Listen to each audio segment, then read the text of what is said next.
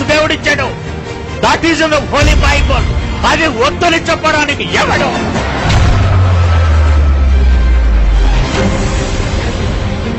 యేసు జోలికి రాకండి.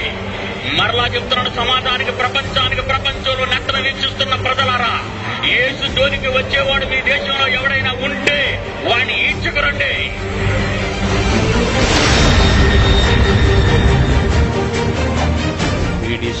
వాళ్ళ కుక్క కాదు, సింహం. దేవుని పిల్లలారా, బైబిల్ అంటే ప్రతి వాడికి చెమటలు పట్టాలి. ఎవడైనా బైబిల్ జోలికి వచ్చాడో కబడ్డా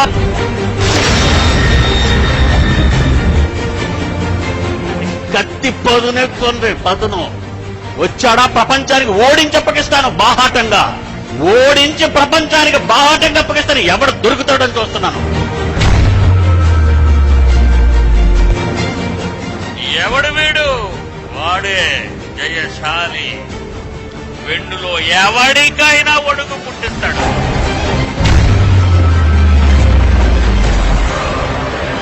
సింహగర్జన. ఏం జరుగుతుందో ఒకసారి మీ కళ్ళతో చూడండి. పైకి ఏం చెప్తున్నావు? దొరవ తల్లి ఏం చెప్తున్నావు? నేను చెప్పినట్టుగా కాదు, నువ్వు ఏం చేస్తున్నావో చెప్పు. నేను చెప్పినట్టు చెప్తే మీరు వల్లించినట్టు ఉంటుందండి. నీ పేరు ముందు, ఇంటి పేరుతో సహా. వల్లభు ప్రకాశరావు. ఏ ఊరు? వల్లప్రోలు. అంతే కదా. దుర్గమ్మ,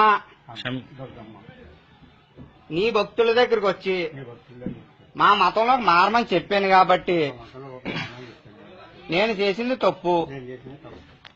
నేను ఇప్పటి నుంచి బైబిల్ ఎన్నడూ కూడా ముట్టను. ముట్టితే నేను చచ్చినంత తొట్టు, వేసుకో చచ్చిపోయినంత తొట్టు. నీ బొట్టు పెట్టుకుంటున్నాను. ఇవాళ నుంచి నీ మతంలో మారుతున్నాను. చెప్పు.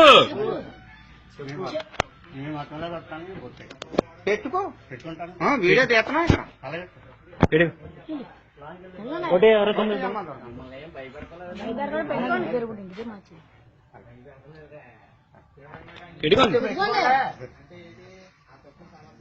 బొట్టు అక్కడ పెట్టుకోరు.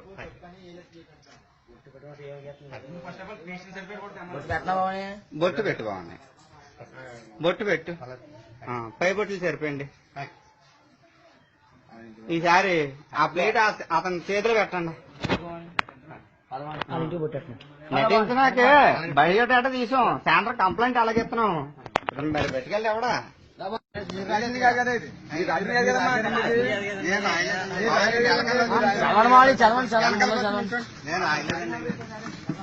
అవన్నీ వెనకాల నుంచి అని చెప్తాను. మీరు రాయలేదు. చాలు, వీడియో తీసుకుంటాం. మిమ్మల్ని నేనేం చేయలేదు. మిమ్మల్ని చేయడానికి మేము రాలేదు. మీ వాక్యం మీరు చదవాలి. నేను వీడియో తీసుకుంటున్నాం అంతే. చదవండి. ఈ పవిత్రమైన గట్టిగా చెప్పండి. ఉపయోగవాక్యం కానీ చెప్పండి. లోతు సోయరులో నివసించడు గట్టిగా. లోతు సోయరులో నివసించడు భయపడి తన ఇద్దరు కుమార్తెలు కూడా సోయరు నుండి పోయి ఆ పర్వతంలో నివసించాను. అతడును అతని ఇద్దరు కుమార్తెలను ఒక గుహలో నివసించరు. అట్లుండగా అక్క తన చెల్లెలతో, మన తండ్రి ముసలివాడు, సర్వలోక మర్యాద చొప్పున మనతో పోవుటకు లోకములో ఏ పురుషుడును లేడు. మన తండ్రికి ద్రాక్షారసం త్రాగించి అతనితో సైనించి మన తండ్రి వలన సంతానము కలుగ చేసుకున్నాము రమ్మని చెప్పాను.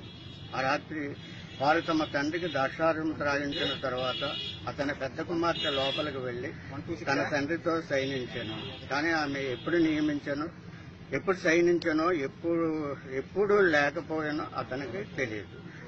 మరునాడు అక్కను తన చెల్లిని చూసి, నేటి రాత్రి తండ్రితో నేను సహించింది. ఈ రాత్రి అతను ద్రాక్షారసం తాగించిన తర్వాత నీవు లోపలికి వెళ్లి అతన్ని సైనించము. అలాగున మన తండ్రి వలన సంతానము కలుగ చేసుకుందామని చెప్పాను అన్నాడు. ఇంతకీ మతం మార్పిడి చేస్తున్నది ఈ ఎర్ర డ్రెస్ వేసుకున్నోళ్ళ, లేకపోతే ఈ పాస్టర్ గారా? మత మార్పిడి చేస్తున్నట్టుగా అతని చేతే అతనికి బొట్టు పెట్టించి, బైబిల్లో లోతు కుమార్తెలు తండ్రితో పోయారు గనక బైబిల్ ఒక తప్పుడు పుస్తకం అనేటట్టుగా అర్థం వచ్చేటట్టుగా ఆ సందర్భాన్ని చదివించి, ఈ వేళ నుంచి నేను మీ దేవతకు నేను భక్తుడిని అయిపోతున్నాను. ఎందుకంటే ఇతన్ని బలవంతంగా తీసుకొచ్చి వాళ్ళ పూజిస్తున్న దేవత ముందు నిలబెట్టి భయపడిపోతున్నాడు ఆయన. అంటే కొడతారా, చంపుతారో, ఇప్పుడు నా ప్రాణాన్ని నేను కాపాడుకోవాలి కనుక వాళ్ళు చెప్పినట్టుగా నేను చేయాలా? చెయ్యకపోతే ఏమైనా వార్నింగ్ ఇచ్చారో అది వీడియో షూట్ చేయరు కదా. అది వాళ్ళు బలవంతం మార్పిడి వాళ్ళు చేస్తూ అతని చేత బలవంతంగా ఒప్పిస్తూ పైగా కేసు పెడతారట. ఏమండి క్రైస్తవులారా, ఏం చేస్తున్నారా మీరు? వీళ్ళ వెనక ఎవరైనా మత ఛాందస్సపు మూర్ఖ మత ఛాందస్స బోధపు ముఠ ఏమైనా ఉందా? ఏమండి ఇప్పటికైనా అన్ని సంఘాలలోని కాపర్లు రండర్రా బయటికి. మీకా నాయకత్వ లక్షణాలు లేవు. నా తండ్రి కోసం ప్రాణం పెడతామనే నాయకులు మేమున్నాం ఇక్కడ. మా వెనకుండండర్రా, మా వెనకుండండి. బలవంత మార్పిడులు చట్టాన్ని దేశం చేసి అది క్రైస్తవులు బలవంత మార్పిడులు చేస్తున్నారు కొన్ని సంస్థల వాళ్ళని అభియోగాలు మోపి ఈరోజు వ్యక్తిని బలవంత మార్పిడి చేస్తున్నట్టుగా మనకు కరెక్ట్గా రికార్డ్ అయింది వీడియోలో. ఇది చూస్తున్న ప్రతి వాళ్ళు గమనించాలి, ఇది చూస్తున్న ప్రతి వాళ్ళు స్పందించాలి. ఇష్యూని నేను రేపు సీఎం దగ్గర తీసుకెళ్తున్నాను, నేను డిప్యూటీ సీఎం దగ్గర కూడా తీసుకెళ్తున్నాను. ఈ క్లిప్ చూపిస్తాను. విడిచిపెట్టిన వాళ్ళని ఈ రోజుతో మన వాళ్ళని విడిచిపెట్టామా మిమ్మల్ని చంపేసే రోజులు ఆసనం అవుతున్నాయని అర్థం. కొంతకాలం మీరు ఊపిరి పీల్చుకోవాలా, క్రైస్తవ్యాన్ని మేల్కొల్పాలని మీరు అనుకుంటే, సమాజానికి వాస్తవాలు ప్రకటించాలని మీరు తలస్తే, క్రైస్తవులారా, అన్ని సంఘాలారా, అన్ని మత శాఖల్లో ఉన్నవారులారా, కాపరులారా, భక్తులారా, దైవజనులారా, రండి. ఈ జరుగుతున్న దారుణాన్ని ఒకసారి మీ కళ్ళతో చూడండి. మిమ్మల్ని నేనేం చేయను, మిమ్మల్ని చేయడానికి మేము రాలేదు. మీ వాక్యం మీరు చదవండి, మేము వీడియో తీసుకుంటున్నాం అంతే. చదవండి. ఈ పవిత్రమైన గట్టిగా చెప్పండి. ఉపయోగవాక్యం కానీ చెప్పండి. లోతు సోయరులో నివసించడం గట్టిగా లోతు సోయరులో నివసించడం భయపడి తన ఇద్దరు కుమార్తెలు కూడా సోయరు నుండి పోయి ఆ పర్వతములో నివసించాను. అతడును అతని ఇద్దరు కుమార్తెలను ఒక గుహలో నివసించి, అట్లుండగా అక్క తన చెల్లెలతో, మన తండ్రి ముసలివాడు, సర్వలోక మర్యాద చొప్పున మనతో పోవుటకు లోకములో ఏ పురుషుడును లేడు. మన తండ్రికి ద్రాక్షారసం త్రాగించి అతనితో సైనించి మన తండ్రి వలన సంతానము కలుగ చేసుకున్నాము రమ్మని చెప్పాను. ఆ రాత్రి వారు తమ తండ్రికి ద్రాక్షారసం త్రాగించిన తర్వాత అతని పెద్ద కుమార్తె లోపలికి వెళ్లి తన తండ్రితో సైనించాను. కానీ ఆమె ఎప్పుడు సైనించానో ఎప్పుడు లేకపోయానో అతనికి తెలియదు. మరునాడు అక్కను తన చెల్లిని చూసి, నేటి రాత్రి తండ్రితో నేను సహించింది, ఈ రాత్రి అతను ద్రాక్షారసం తాగించిన తర్వాత నీవు లోపలికి వెళ్లి అతన్ని సైనించము, అలాగున మన తండ్రి వలన సంతానము కలుగు చేసుకుందామని చెప్పాను అన్నాడు. బైబిల్లో తప్పు చేసిన వాళ్ళు తప్పు చేశారు అని దేవుడు రాయించాడు. తండ్రి లోతు అమాయకుడు. తండ్రికి నీళ్లనో ఏదోనో ఇచ్చారు. మత్తుడైన తర్వాత తండ్రి పక్కకే వస్తారు అనేది ఒక తండ్రికి తెలియని నిజం. అది అక్క చెల్లెల మధ్య కిరాతకీమణులు వాళ్ళిద్దరూ. వాడి పిల్లలు కారు. క్రైస్తవ్యం బైబిల్ వాళ్ళని ద్వేషించింది. దేవుడు వాళ్ళని ద్వేషించాడు. వాళ్ళు మంచివాళ్ళు కాదని దేవుడు రాయించాడు మనకు చెప్పటానికి. ఇటు దేవుడు జరిగించినట్టుగా ఎలా చదివిస్తున్నాడు చూసారా వ్యక్తి చేత, కాపరి చేత. ఏమండి ఇలాగ అనుకుంటే ప్రతి మత గ్రంథంలో పీడి సుందరరావు నోరు విప్పాడు అంటే ఎవడు నా ముందు నోరు కదపలేడు. నేనే మత గ్రంథం జోలికి వెళ్ళను. బైబిల్ జోలికొస్తే విడిచిపెట్టను. బైబిల్ జోలికొస్తే విడిచిపెట్టను. మీలాగే నేను నోరు పారేసుకున్నాను అనుకోండి, కొంతకాలం చట్టాన్ని నా మీద అప్లై కాకుండా ఆపండి. మీరు తప్పులేంటో మీసం మీద చెయ్యేసి చూపిస్తాను తొడకొట్టి.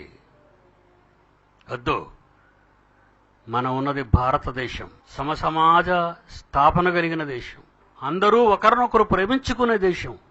ఈ దేశంలో ఈ మత ఛాందస్యవాదులు చేస్తున్న ఈ దురాగతాలను ఒక్కసారి మీరు చూడండి. హిందూ సోదర సోదరీమణులారా, ఇస్లాం సోదర సోదరీమణులారా, క్రైస్తవ సోదర సోదరీమణులారా, నాస్తికులారా, హేతువాదులారా, ఇది మంచి పని అంటారా మీరు చూసింది? ఎస్పెషల్లీ ఇది తూర్పుగోదావరిలోని గొల్లపురంలో జరిగినటువంటి సంఘటన. ఈ ఇష్యూని మనం సీఎం గారి దగ్గరికి, డిప్యూటీ సీఎం గారితో డైరెక్ట్గా మాట్లాడదాం. ఇది పెద్దవాళ్ళు చేసిన పొరపాటు కాదు, మత పిచ్చోళ్ళు చేసిన పొరపాటు ఇది. 25-30 ఏళ్ళు లేవు అక్కడ ఉన్నవాళ్ళు ఎవరికి. ఎంత దారుణంగా బలవంతంగా